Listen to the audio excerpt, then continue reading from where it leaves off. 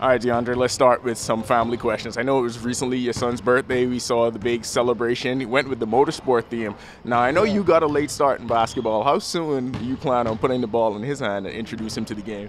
Boy, that ball, been dunking the ball before he was talking and walking. Um, you know, I try to, put the ball in his hand as much as I can. He's very alert, when he comes to the games, and he understands when the ball goes in the chair and stuff like that. He knows when I'm on the floor and he knows what I'm doing. He's so alert to where, whether it's a dunk or a jump shot. If you tell him dunk it, he'll go dunk it. If you tell him to shoot the ball, he'll give you a jump shot. So, I'm trying my best to instill as much as I can. My parents, didn't have the opportunity early to, do it for me. So I'm trying my best to, do it for him. Now, how do you think fatherhood has changed you, and do you think that translates to how you carry yourself on the court? Most definitely. I have a bit of dad power, where, I'm not just representing the young DA no more. I'm representing my family. I'm representing my son who's named after me, and understand that, it's a legacy I'm trying to leave behind, and, I'm trying to make sure he don't ever have to introduce himself, because of the work I put in.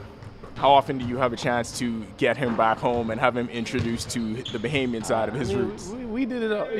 He's 2 now. We've been doing it ever since he was born. When he was born during the finals, when we had that late run 2 years ago.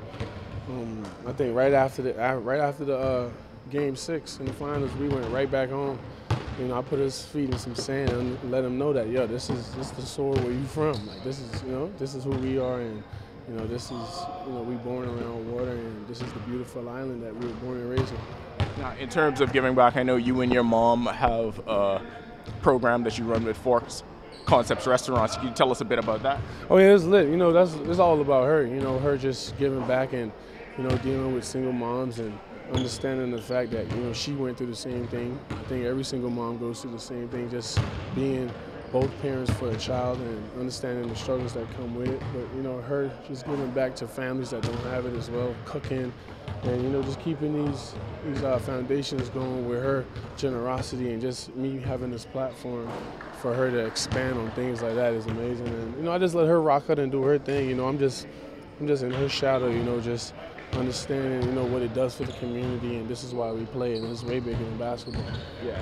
I know the NBA season is a grind, but do you have a chance to keep up with any other Bahamian athletes and what they do all over the world? Yeah, man, I keep up with Jazz. I think he's a 2-time All-Star now. Yeah. Man, like, he's a whole superstar. Like, just seeing what he's doing and how he's taking over his league, I'm like, yo, I gotta win me something. It's just motivating me.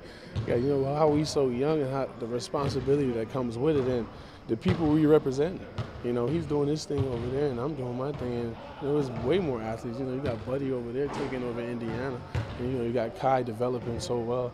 And it's just, it's just great to see, man. All the other people who I ain't mentioned, especially Miss MVP in the WNBA, you can't forget about her. Just understanding that, we a whole wolf pack, man. We ain't going nowhere, and, we letting it be known that we're here, and, just hopefully the kids back home just watching us and understand that we're representing them.